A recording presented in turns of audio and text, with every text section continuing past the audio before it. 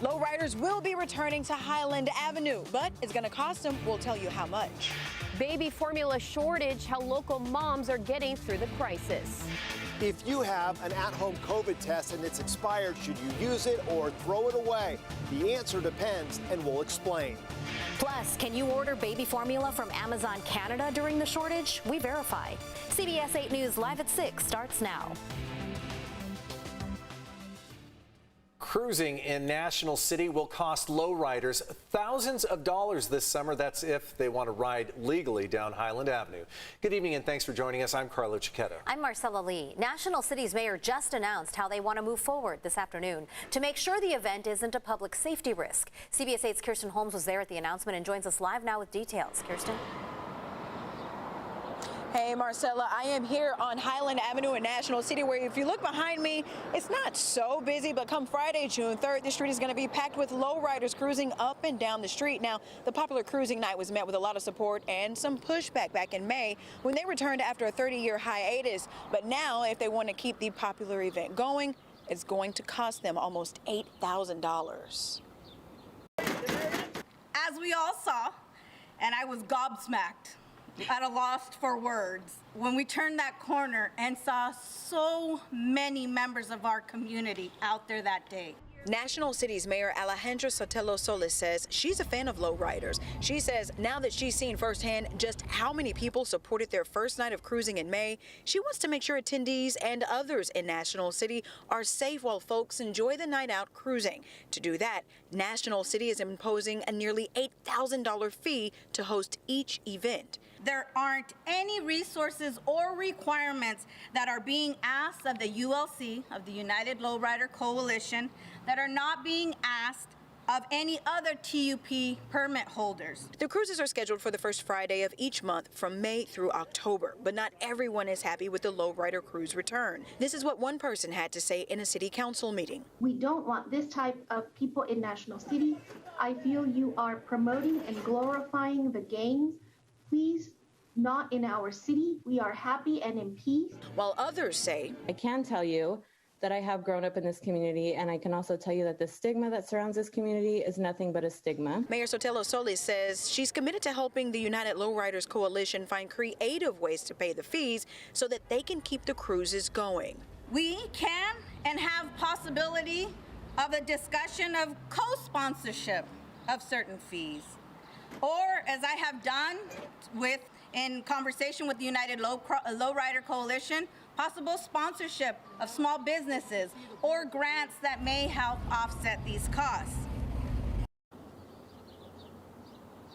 I'm holding in my hand a list of recommendations. It's about 4 pages long, and you see the price right there, $7,800. That's the fee that will be imposed.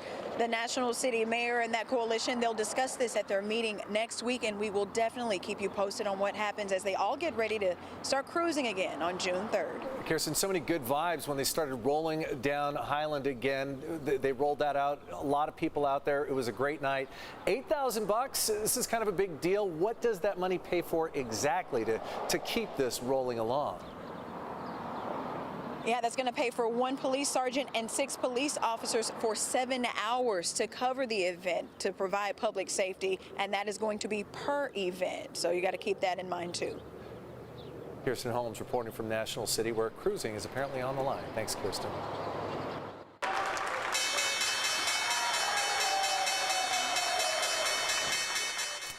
A disappointing day on Wall Street, to say the least. Executives of Verizon were there for the closing bell, coincidentally, and Verizon was the only one of the Dow's 30 stocks to close in the black today.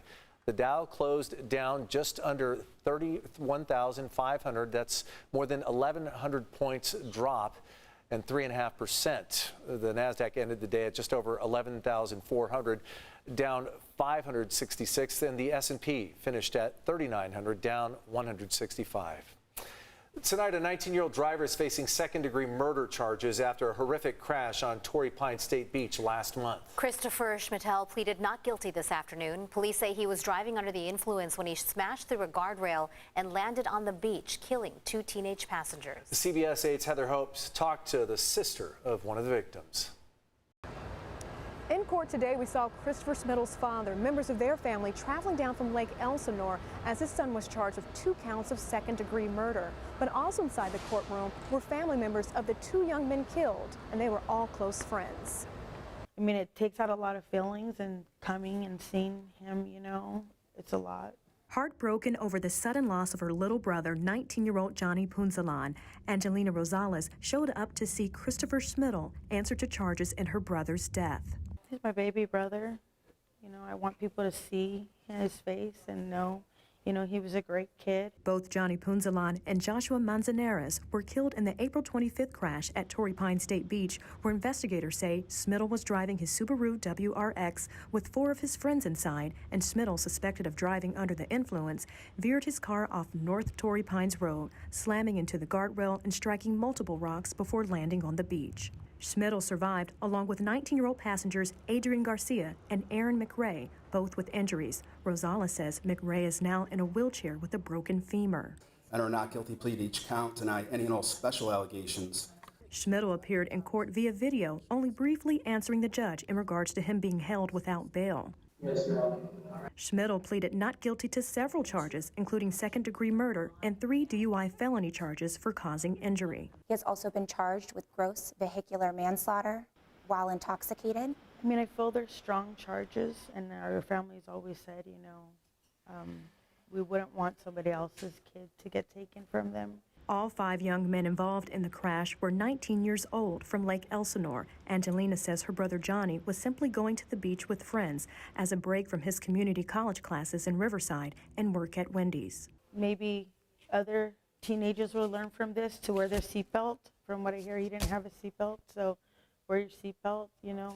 Smittle is due back in court June 1st. He faces 30 years to life in prison if convicted. Heather Hope, CBS 8. Thanks, Heather.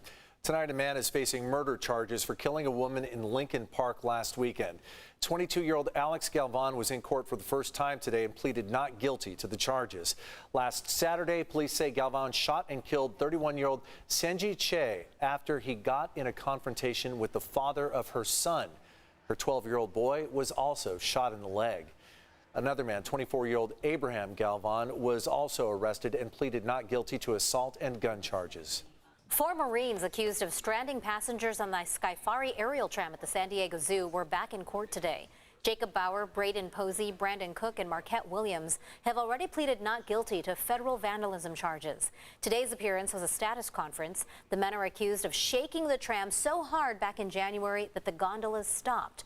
More than 100 people were stuck up in the air for more than 2 hours. Today, the judge reminded the men they have been ordered to stay away from the zoo and the safari park.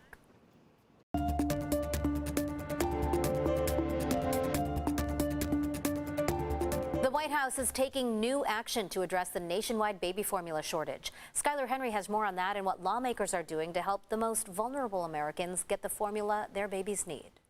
Today, President Biden invoked the Defense Production Act to speed up production of infant formula. The move requires suppliers to get ingredients to formula manufacturers before they fill other orders.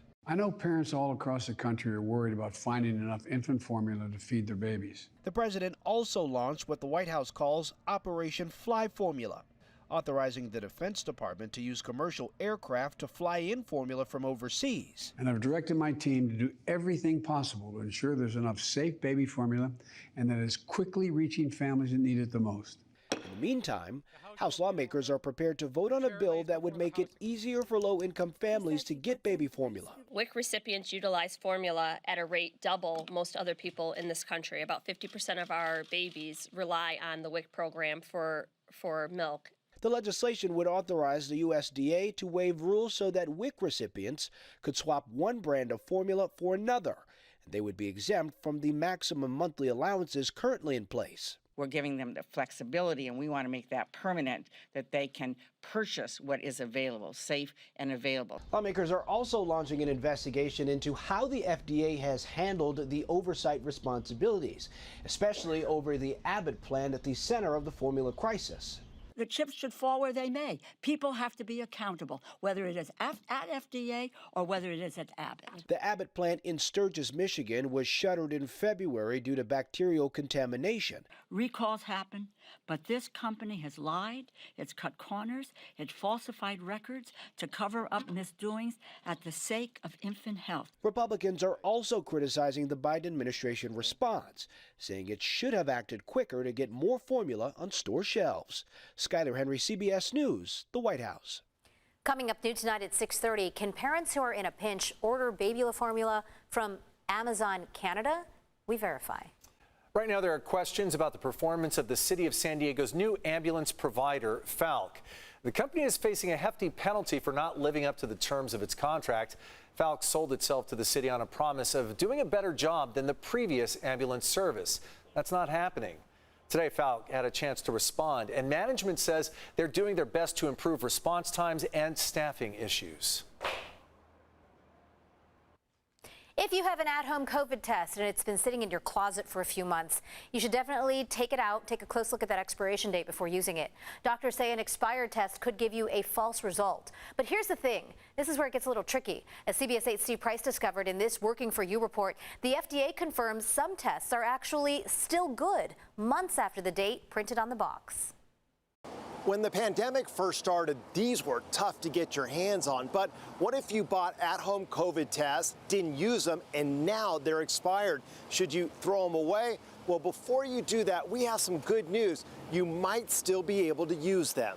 This test arrived in a first batch ordered from the federal government, and the box shows it's set to expire next month.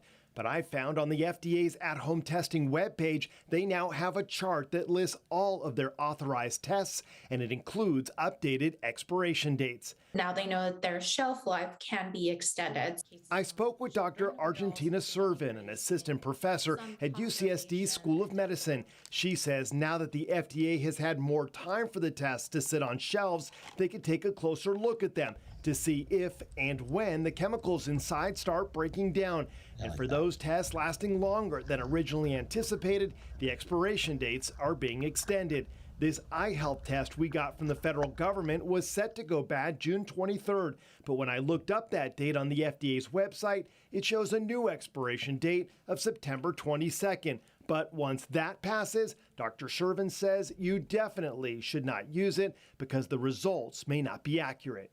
And the worst thing that can happen is having a false negative, right? Where you have symptoms or you've been exposed and you might have COVID and you think you don't because you have a negative result, but it's from an expired test. So it's not really accurate. And then we might end up infecting other people. The federal government just announced everyone can order 8 more tests from home for free.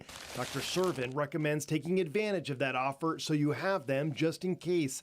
Unfortunately, we're starting to see another spike in cases. We did see an increase in the past 4 weeks in the number of cases among children. We are also seeing an increase in some hospitalization and deaths among children, which we hadn't seen before. And with the summer travel season just around the corner, she says it's a good idea to test before visiting family and friends, especially if they have compromised immune systems.